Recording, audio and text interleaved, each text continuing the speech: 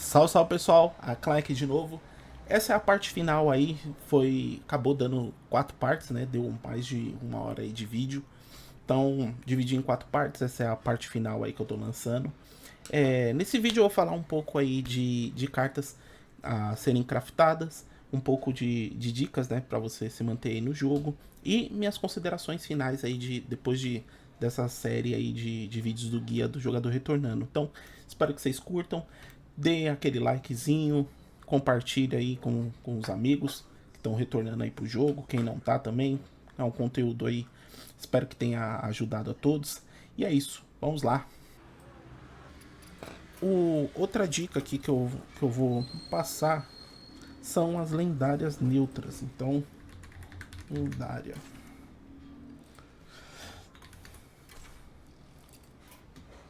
Bom, outra dica aqui. Como você tá com recurso reduzido, o que é interessante? Você fazer as lendárias neutras. Lendárias neutras rodam em uma quantidade maior de decks. Então, quanto mais versatilidade você tiver, melhor para você dentro do jogo. Então, você não vai estar conseguindo fazer todos os decks, como eu disse anteriormente. Então, você gerir o seu recurso é melhor. Então, você, por exemplo, sei lá, você gosta de jogar de DK, que foi um exemplo que eu passei lá. Essas cartas não rodam em todos os decks, né? Vão rodar em alguns. Então você vai pelo arquétipo que você tá jogando mais. E aí, como eu mostrei ali, por exemplo, um dos melhores decks hoje que tem no DK são lendárias neutras que rodam nele. Então, as cartas que são exclusivas de DK é de conjunto essencial ou é da última expansão aí, então você vai conseguir fazer essas cartas mais fáceis, né? São mais baratas. Então, dá uma olhada nos decks, né? Que estão no meta aí, para você estar criando cartas certeiras, né? Então, se você for focar em uma classe, talvez seja mais fácil você conseguir ter mais decks dela, porque muita carta roda em outro deck. Então, por exemplo, aqui, o DK, as lendárias dele mesmo não estão rodando no deck, porém as lendárias neutras, essas aqui, são de graça, né? Então, melhor ainda, você vai conseguir estar rodando. Mas, para criação, acho que as melhores dicas é criar essas lendárias neutras. Então, aqui eu não vou falar por prioridade, né? Mas lendárias que tem uma versatilidade muito grande. Zilliax já foi nerfado várias vezes. O Zilliax, vou dar um exemplo aqui do Zilliax. A gente vai entrar aqui no Zilliax. Que dentro desse deck ele já está personalizado, né? Mas vamos criar um deck novo aqui. Eu pego aqui e coloco o Zilliax. Você vem e você coloca o Zilliax. O Zilliax ele não tem custo, não tem nada. A gente faz o que? Personaliza ele. Então você vai escolher 2 desses módulos aqui e vai criar um Zilliax. Então, por exemplo, um Zilliax que estava antes de nerfar esse módulo, né? Mas era um deck mais agressivo, de fludar a mesa e ganhar campo. Era um módulo, usava esse módulo pilar. Seus outros lacaios têm mais um de ataque. E aí pegava esse aqui, custa 1 a menos para cada lacaio aliado, que era o módulo temporizador. Então, criava esses Zilliax, você vinha aqui, salvava, e aí você tinha esses Zilliax. Era um Zilliax de custo 7, e aí ele tinha esses 2 efeitos. E aí ele ficava um Zilliax 3/5, custo 7. Seus outros lacaios têm mais um de ataque, custa 1 a menos para cada lacaio aliado.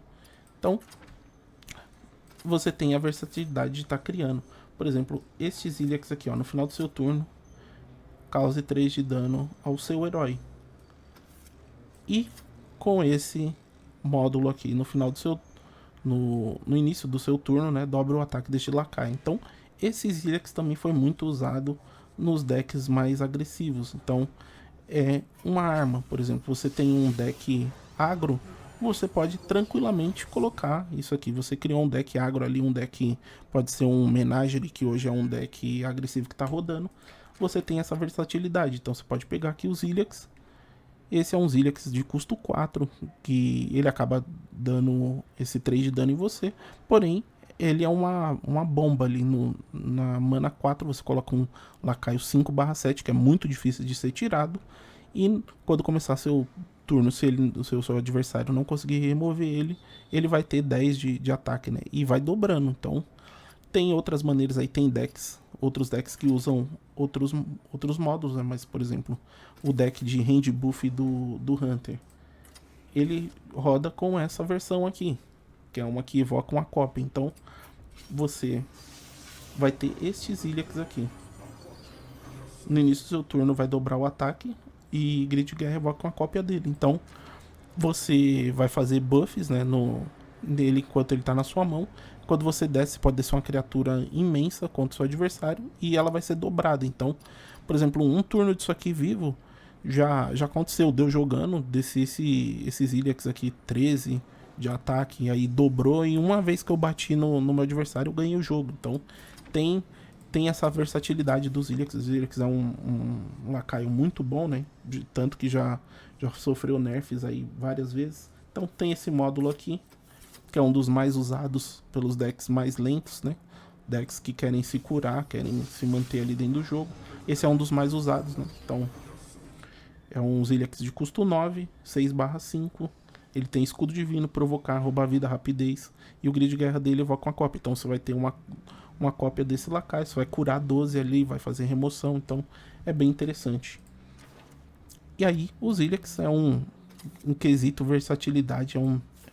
Vamos dizer assim, o melhor, porque você consegue encaixar ele em vários decks, né? Então tem várias ideias diferentes ali.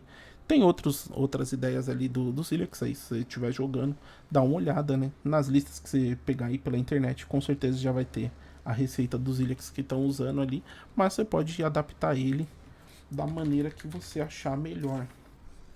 Então, partindo aqui para outra carta muito boa, é o Trambique, né? O Trambique, como eu disse, você consegue colocar ele em qualquer deck que tenha um slot ali vago, você pode colocar com Trambique, porque o Trambique ele tem uma versatilidade muito grande, né?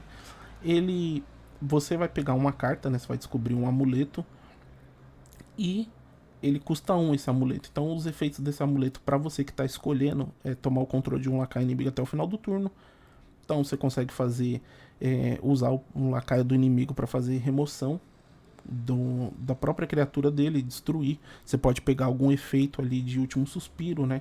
Você pega a criatura, mata no lacaio do inimigo e pega o efeito de último suspiro para você. Então, bem interessante isso. Claro que aqui ele tem vamos dizer assim, um debuff que o adversário também pega. Então, essa carta aqui ele vai ter acesso a um lacaio seu depois, né? Vai assumir o controle de um lacaio, só que ele só vai ter um de ataque quando ele pega. Então, as cartas boas ficam para você e as com debuff fica pro seu inimigo. Então, você vai sempre entregar uma carta ali pro seu inimigo. Aí temos o amuleto de rastreamento, né? Você vai receber 3 lacaios lendários. O do inimigo vai transformar em cartas comuns depois, né? Temos o amuleto dos bichos, que vai evocar um lacaio de custo 4 e vai conceder provocar a ele. O do inimigo vai ter um lacaio também de custo 4, só que ele não pode atacar, então vai ser só um provocar. Temos o amuleto de proteção, que até é esquisito, né? Proteção e causar 6 de dano. Mas aí você consegue causar o 6 de dano, você pode ir na face, pode ir no lacaio.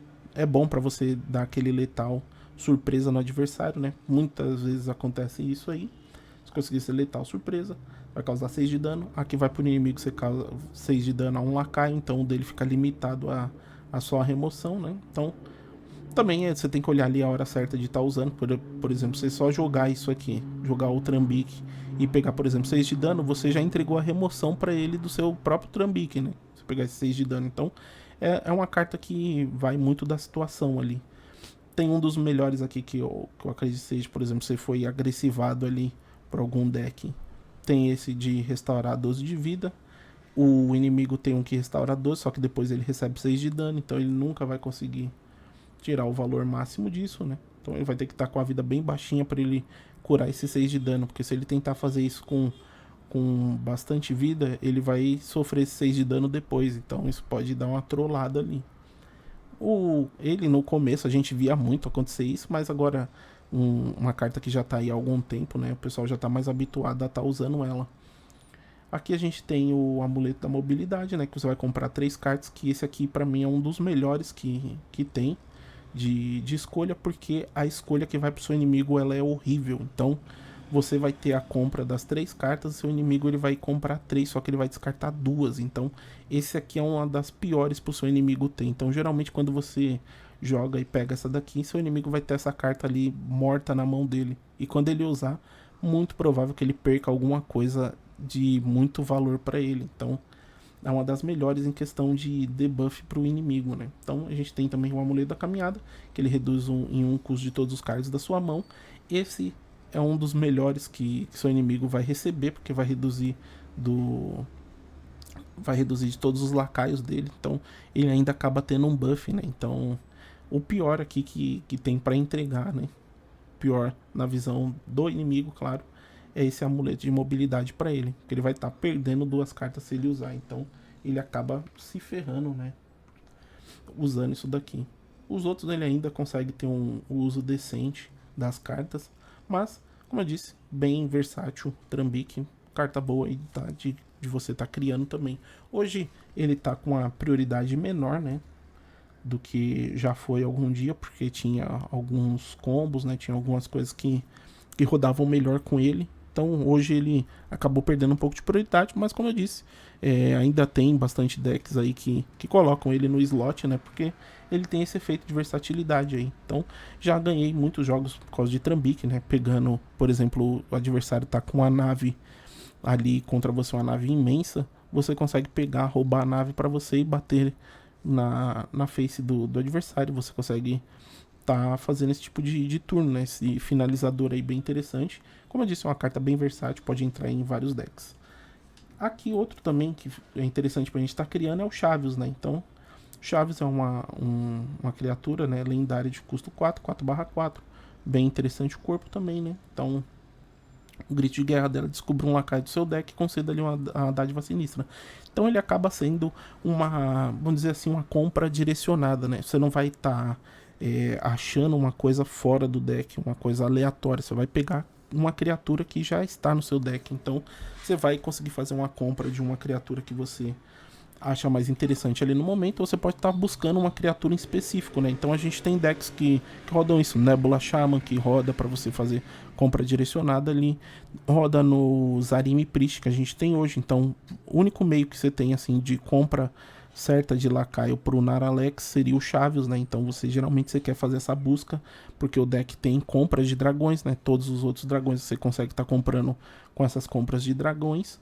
E o Naralex, como ele é uma criatura, apenas uma criatura, não tem um tipo definido, então o único jeito que seria ali de você fazer essa compra mais fácil seria o Chaves. O Chaves, então, ele também tem essa versatilidade de estar rodando ali nos decks e dando essa dádiva sinistra, que é muito interessante. Então essa carta aqui, desde ali quando eles mostraram, né, a gente viu que seria uma carta que teria muita rodagem de jogo, né? Porque o efeito é bem interessante. Não é um efeito roubado, né? É um efeito bem justo ali. Só que, como eu digo, é uma carta que você vai fazer, que ela vai gerar uma carta que você já colocou no seu deck. Então, é uma carta que você pode pegar ali direcionado uma criatura que você precisa, né? Então, bem interessante a carta aí.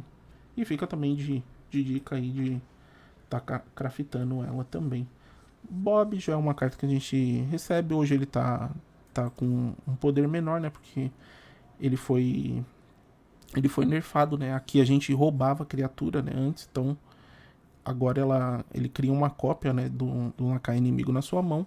Então o Zilix anterior que tinha, ele não podia ser alvejado por magias. Então o único jeito que foi criado aí e demorou muito tempo para eles criarem foi o Bob, né? Então você roubava o Bob, a criatura, para você e dava 3 moedas ali pro seu adversário, né? Hoje o que é mais utilizado com o Bob é o congelar, né? Então a maioria ali dos decks mais lentos ou que querem ganhar um tempo rodam Bob e usa ele para fazer esse congelamento. Então congela a mesa inteira do inimigo, você tem um respiro ali de um turno, né? Então hoje ele é mais usado para isso, mas tem outros efeitos interessantes, né? Você vai descobrir um lacaio de custo 3, restaura 3 cristais de mana. A gente vê esse lacaio também rodando no Nebula Shaman, que você consegue esses 3 cristais de mana e você consegue mexer ali um pouco no combo. E também tem aqui o compra um lacaio, né? Você receba 2 cópias dele. Então eu já jogando de Protoss Mages, por exemplo, tinha Colosso no deck, fiz a compra e aí arrumei mais 2 cópias. Então eu fiquei com 3 Colossos na mão para estar usando. Então tem uma versatilidade legal, mas aqui não é de craftar, né? Aqui eu só parei aqui para mostrar o exemplo dele, porque é uma lendária que a gente recebe já, né? Lendária neutra tem uma versatilidade, como eu disse, roda em bastante decks, mas não é uma carta criada, então ela já existe ali. Então, mesmo similar, né? Pessoal que roda nave, vai ter o Exodar, o Marin, tem o Kil'jaeden, só que o Kil'jaeden eu não aconselho porque vai rodar em decks mais específicos, né? Então, apenas se você for querer rodar ali, você vai e faz. Aqui, o Naralex, como eu disse lá, comentei, né? Ele é neutro também, só que ele é de graça. Então, todas essas cartas aqui de graça, acho que não é necessário nem fazer comentário. Então, próximo aqui que eu acho que tá interessante você tá criando, porque roda em muitos decks também, então, que é a Shala Brasil. Então, se eu não me engano, é nossa segunda, eu acredito que seja a segunda magia neutra que foi feita, né? Porque geralmente as magias são de classe, essa foi uma magia neutra. Então, foi criada aí essa magia neutra.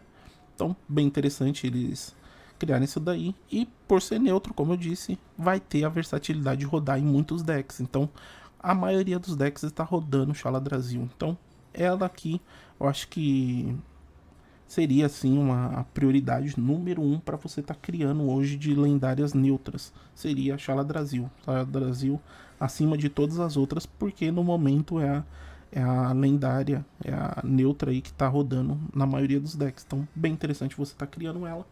Então, você vai receber os 5 cards de sonho, né? Então, para quem é mais antigo aí, a Ysera antiga dava 2 cards, né? Então, aqui você vai ter acesso aos 5 cards de uma vez só. Então, se você tiver jogando uma carta de custo maior que ela, né? Então, cartas mais caras que ela, você vai corromper ela. Então, o efeito vai ser melhor ainda. Então, as 5 cartas normais são essas, né? Então, o pesadelo vai conceder 5/5 a um lacaio. No início do seu próximo turno, ele vai ser destruído. Então, geralmente a gente usa essa carta aqui para finalização de jogo, né? Então, se já tem ali criaturas, se conseguir jogar, você, como ela custa 0, você vai conseguir fazer esse pesadelo, já buffar a criatura ali imediatamente e finalizar o jogo ou fazer alguma remoção caso seja necessário, né? Mas geralmente a gente quer usar isso aqui para finalizar o jogo. Temos o sonho, né? Que vai devolver um lacaio à mão do dono. Então, você pode usar isso a favor ou contra. Você tem essas duas possibilidades aí de estar usando.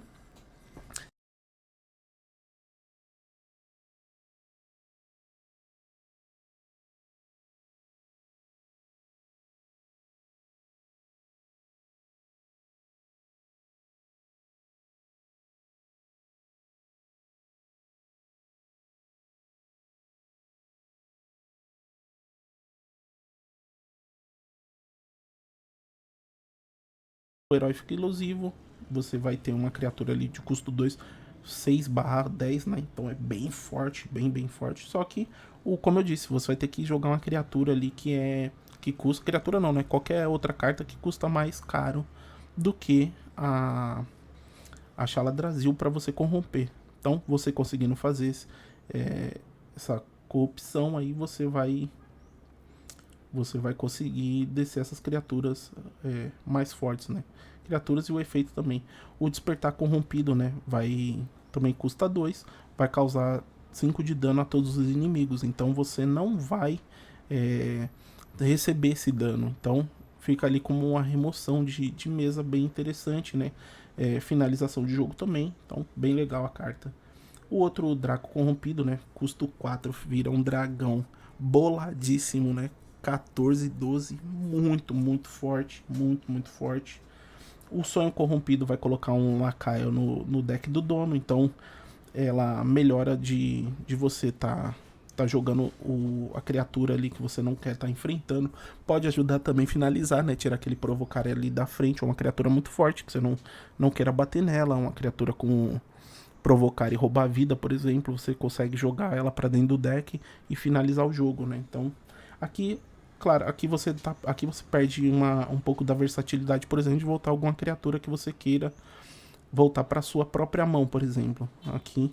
Ou você pode, sei lá, às vezes você quer usou o efeito de alguma criatura ali, quer ter esse efeito de novo, você joga para dentro do deck, aí vai depender da situação, né? Tem a versatilidade ali do momento. Claro que a outra é melhor para você estar usando para você, né, em seu benefício próprio, mas finalização de jogo ou tentar ali atrapalhar o seu inimigo, essa carta aqui acaba sendo melhor, né? Você vai jogar para dentro do deck. E o Pesadelo Corrompido, né? Agora ele perde aquele debuff de morrer no começo do próximo turno, mas você vai dar o 5/5 e imune, né, ao Lakai. Então você vai ficar melhor para você trocar, mas também continua sendo ótimo ali para finalização de jogo, né? Mas aí as cartas todas melhoram muito, né? Melhoram demais as cartas. Então, de prioridade ali para craftar, eu acho que essa aqui seria a maior, né? Porque vai rodar em uma grande gama de decks, né? Por exemplo, até o deck, um deck agressivo aí, dois decks, né? Na verdade, agressivos que apareceram aí, o Pirata de Rogue, né? Roda Xaladrasil, um deck que as cartas são de custos bem mais baixo, né? E acaba rodando. E um DK agressivo que apareceu aí, né? Um DK Frost, né? Agressivo, que também tá rodando Xaladrasil. Então tem muita versatilidade, né? Até decks mais lentos estão rodando Xaladrasil também. Então, bem legal a carta bem interessante aí pra tá se criando, né? E eu coloco ela como uma prioridade 1 ali pra tá sendo criada. Agora partindo aqui, tem Malorne, né? Malorne, acho que a prioridade dele é um pouco menor, porque você só vai conseguir ter o benefício máximo dele com decks de intensificar, né? Então a gente sabe que as cartas, as classes de intensificar é um número reduzido, né? Então temos ali o druida, o hunter, o sacerdote, o mago e vamos ver aqui. Só confirmar aqui, deixa eu tirar aqui. Temos druida, hunter, mage, o paladino, o sacerdote e o xamã. Então são essas classes. Então o Malorne vai entrar nesse seleto grupo aí, né? Então ele vai entrar nesse grupo dessas classes que vai conseguir tirar o efeito melhor dele, né? E aqui você vai ter acesso aos deuses selvagens, né? Os Wild Gods, como ele é traduzido, né? Então, se você intensificar seu poder 4 vezes, você vai ter acesso a um desses, né? Então a gente tem aqui 11, que todas as classes têm um, e aí são criaturas que pelo menos custam 8, né? Só que todas vão estar custando 1 no efeito ali, pelo efeito, né, de você ter intensificado 4 vezes. E aí você vai ter acesso a um desses. Então vai aparecer 3 opções, né, para você descobrir. E aí aqui a chance do que você realmente quer pegar é um pouco menor, né? Mas você vai ter acesso a eles. Então você consegue uma finalização de jogo ali, ou um turno muito bom pegando a Gamagan, por exemplo, em decks ali, por exemplo, Mirror Mats, o Ashamane é bem interessante, até fora de Mirror Mats também, decks que tem trabalha com bastante recurso, o Ashamane se torna bem interessante, né? Temos o Ursol, por exemplo, se você já tiver ali uma Xaladrasil na mão, você acaba fazendo o combo que em teoria só o Paladino teria acesso, vai conseguir fazer com o Ursol, né?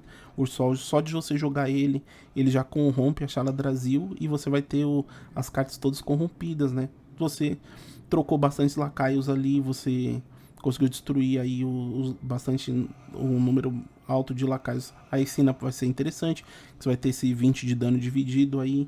Goldrin pode ser interessante em alguma situação, se você tem uma fera ali, por exemplo. Você pode até ter esse Malorne aqui. Se esse Malorne ficar vivo, você jogar o Goldrin no outro turno, ele vai causar 16 de dano. Então, tem coisas bastante interessantes que você pode estar pegando ali. Uma situação que você esteja ruim, usar Ursoc Então tem bastante agouro pra você fazer 2 trocas ali.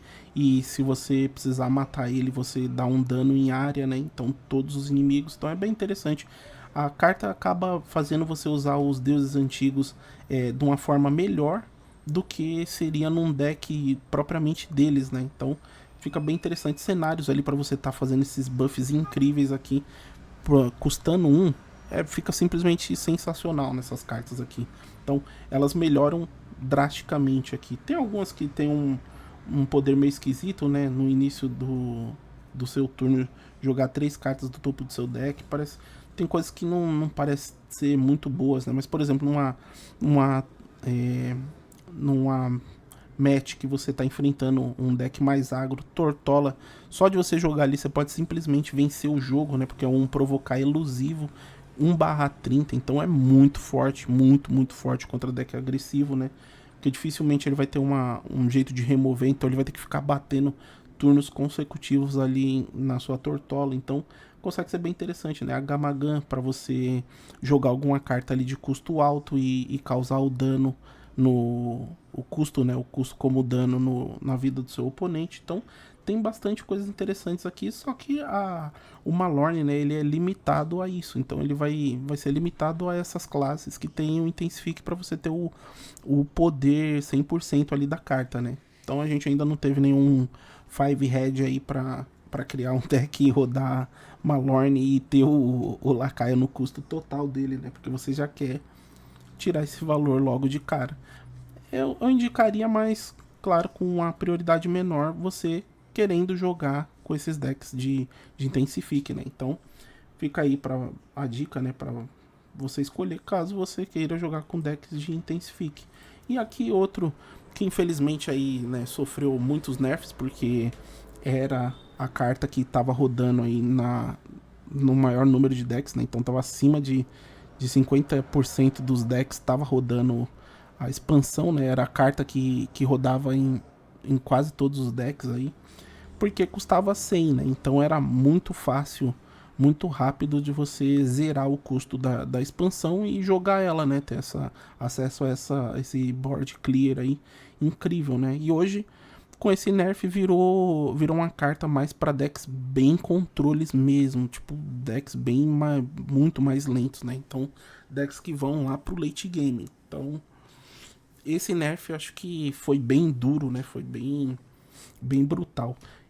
Lembrando que ela era uma custo 100, 15, 15, né? Então, eles já tinham reduzido o corpo, né? Que eu acho que pelo efeito, que o efeito é muito bom, eles reduziram o corpo, né? Os status da criatura. E mesmo assim ela continuou jogando em muitos decks, né? Muitos decks. Até que eles resolveram aumentar o custo dela. Então o custo foi para 125. Então hoje é uma remoção muito específica ali dos decks muito mais lentos, né? Então a gente não tem os decks qualquer aí rodando expansão igual era antes. Então a prioridade dela de craftar diminuiu bastante, né? Mas aqui, como eu mostrei, essa última leva aí de decks emprestados, eles conseguiram entregar aí uma opção boa, né? Então, das 6 opções que a gente tem ali, 5 estão entregando a expansão, né? Então, fatalmente ali na hora que eu fizer a escolha, eu vou acabar recebendo a expansão, apesar de não tá aquela força que ela era antes, ela ainda parece ser interessante, né? Então, para quem tiver aí vontade de jogar com os decks mais controles, né? Tem essa opção aí.